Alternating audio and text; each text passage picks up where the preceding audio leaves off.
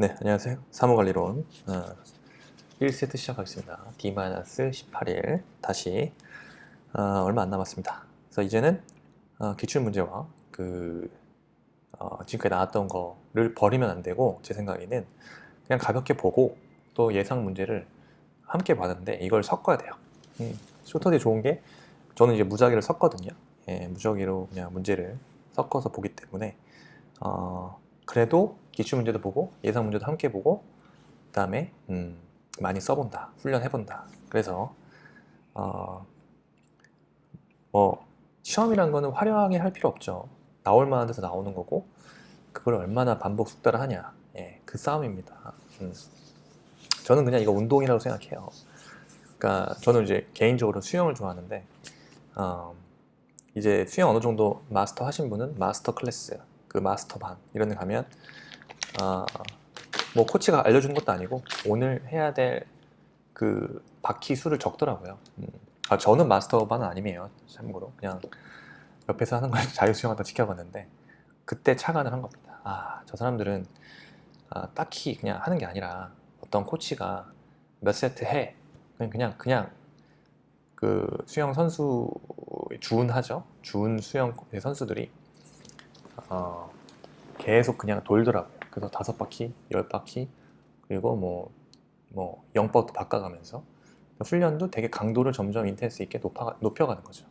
똑같다. 네, 수험도 똑같다. 그래서 지금은 이제 쇼터들을 통해서 이제 전범이죠. 모든 문제를 다 섭렵해야 되니까 많이 쓰고 많이 외우고 많이 반복해야 된다. 그래서 기출문제는 좀 가져가면서 예상 문제를 섞어가면서 보시는 게 좋다. 그래서 전범위 문제풀이를 추천드립니다. 지금 상황에서는. 네. 그래서 어쨌든요, 1세트 진행하고요. 행정효율과 협업 촉진, 시행규칙상 결제받은 문서의 수정, 결제 개념, 결제받은 문서의 수정입니다. 규정 및 같은 규정 시행규칙상 결제받은 문서의 수정. 그래서 결제를 써야겠죠. 결제란 뭐죠? 해당 사안에 대하여 행정기관의 의사를 결정할 권한이 있는 분이, 권한이 있는 자가 그 의사를 결정하는 행위죠. 그래서 문서는요, 해당 기관의 장이 결제함으로써 문서의 성립 요건, 그러니까 결제함으로써 문서는 성립하는 겁니다. 그런데 기관의 장 또는 결제권을 위임받은 자의 의사를 결정하기 위한 과정에서 각급 보조기관이나 보좌기관 서명을 받은 것은 결제 개념에 해당하지 않습니다. 그래서 해당 기관의 의사를 결정할 권한이 있는 자가 의사를 결정한 행위를 결제다. 밑에 잔바리들은 아무리 해도 결제 개념에 해당하지 않는다. 그죠? 그래서 결제받은 문서의 수정입니다. 그래서 원칙은요, 결제받은 문서의 일부를 어떻게 하나? 삭제하거나 수정할 때, 이때는요, 수정한 내용대로 제작성에서 결제를 받아서 시행한다. 이거거든요. 제작성에서 결제를 또 받아서 시행하는 거예요. 근데 종이 문서는 어떻게 합니까? 종이 문서의 경우 수정해야죠. 그 삭제하거나 수정하는 사항이 명백한 오류에 정정 등 경미한 사항인 경우에는 그죠? 원안의 글자를 알 수 있도록 삭제 또는 수정하는 글자의 중앙에 두 선이죠. 그거 삭제 또는 수정하자. 이걸 말로 설명하기가 힘드네. 그러니까 글자의 원 안에, 그죠? 글자 중앙에 두 선을 그거 삭제하는 거예요. 빨간색으로요. 그래서 문서의 일부분을 삭제 또는 수정하는 경우, 그죠? 이때는요, 삭제 또는 수정한 자가 그 삭제 또는 수정한 곳에, 그곳에 서명 또는 날인합니다. 그 문서의 중요한 내용이, 저는 이제 군대 있을 때도 마찬가지로 하죠. 군대에서 저는 정보 장교로서 정보 보고를 쓸 때 마찬가지입니다. 그 문서 보고서 수정할 때 수정한 자 그곳에 서명하고 날인합니다. 그래서 문서의 일부분을 삭제 또는 수정하는 경우 삭제 또는 수정한 자가 그곳에 서명 날인한다. 그리고 문서의 중요한 내용에 관한 문서의 중요한 부분을 삭제 또는 수정하는 거죠. 이때는요, 그 줄의 오른쪽 여백에 삭제 또는 수정한 글자 수를 표시하죠. 설명란이 납니다. 그 시행문을 삭제, 수정하는 경우, 자, 시행문을 삭제, 수정. 이때 그 줄의 오른쪽 여백에 삭제 또는 수정한 글자 수를 표시하고 관인으로 나뉩니다. 네. 시행문일 경우 삭제, 수정할 때는요, 그 줄의 오른쪽 여백에 삭제, 수정한 글자 수 표시, 그 다음에 관인으로 나뉜다. 네.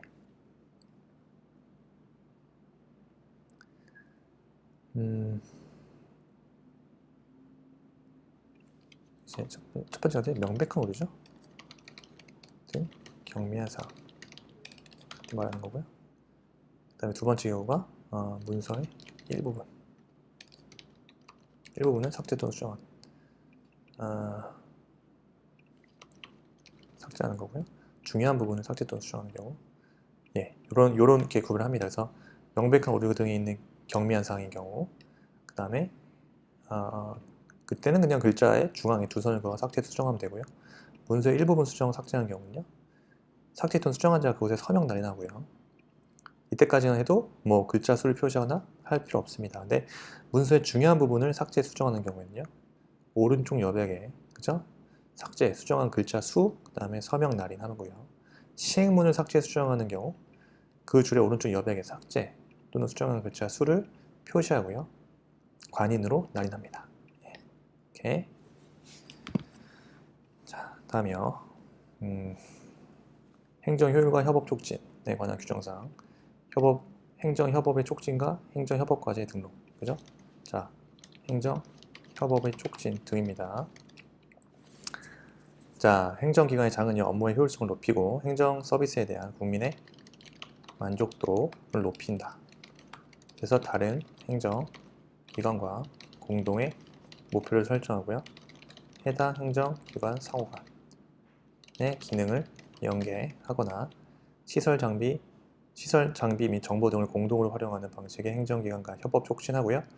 이에 대해서 적합한 업무 과제 발굴을 해야겠죠. 그래서 행정협업 촉진한다는 것은 그 목적은요, 국민의 만족도를 높이는 겁니다. 행정 서비스에 대한 국민의 만족도를 높이기 위함이고, 그래서 다른 행정기관과 공동의 목표를 설정하고 그 해당 행정기관 상호 간의 기능을 연계한다는 거죠.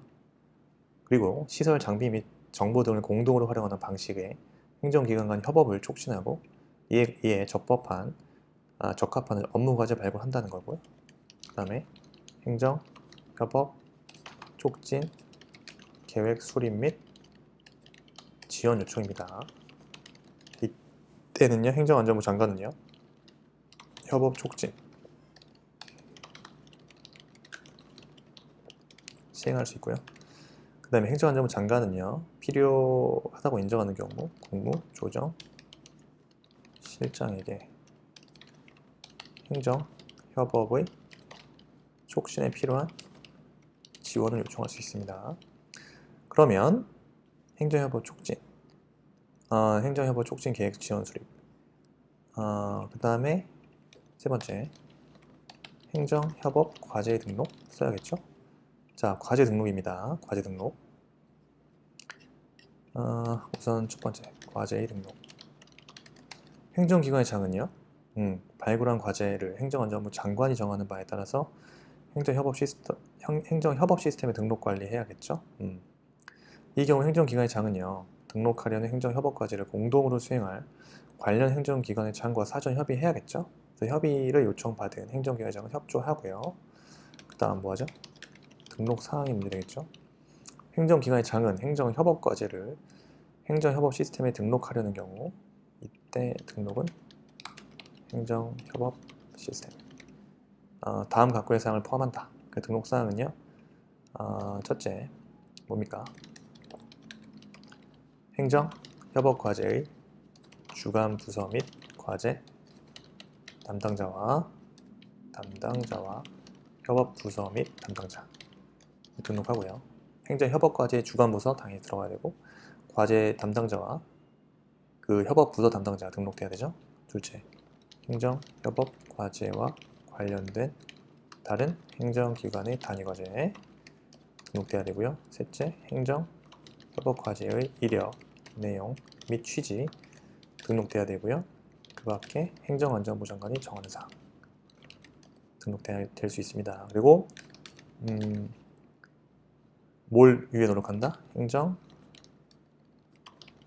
행정협업과제의 추가 발굴 등을 위해서 노력한다. 일단 행정안전부 장관은요, 그 행정협업을 촉진하기 위해서 행정기관의 장이 발굴한 행정협업과제 외에 행정협업과제를 추가로 발굴할 수 있습니다. 그래서 행정협업과제를 추가 발굴할 수 있고요. 행정협업의 수요 조사입니다. 협업과제 추가 발굴할 수 있고요. 그 다음에 행정협업 수요 등의 조사. 자, 행정안전부 장관은 행정협업과제를 추가로 발굴하기 위해서 필요한 경우 행정기관, 국민, 공공기관, 민간기업 또는 단체 등을 대상으로 다음 사항 등에 대해서 일정한 사항에 대해서 행정협업의 수요, 현황, 애로사항 조사할 수 있죠.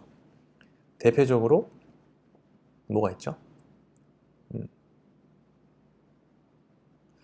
일단 행정협업 수요를 조사하면서 행정협업의 수요 현황을 조사할 때 목표 달성을 위해서, 그죠? 기본적으로 목표 달성을 위하여 다수의 행정기관이 함께 협력할 필요가 있고 구심점 역할 수행하는 행정기관이 필요한 정책 또는 사업이죠.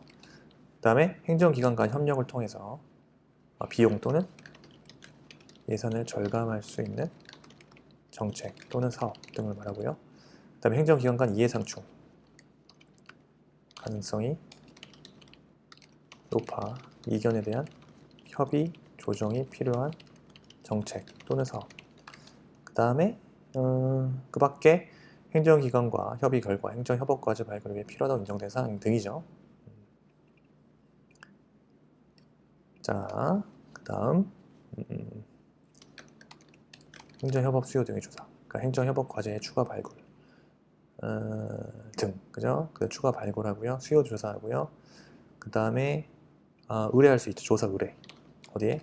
학회 관련된 과제 관련 학회 등 조사 의뢰할 수 있습니다. 왜냐하면 조사의 전문성, 효율성을 높이기 위해서 필요한 경우죠. 행정안전부 장관이 정하는 바에 따라서 관련 학회 등 연구기관이나 전문기관 또는 민간기업의 이 행정협업 등의 수요조사, 그죠? 전부 또는 일부에 대한 조사 의뢰할 수 있습니다.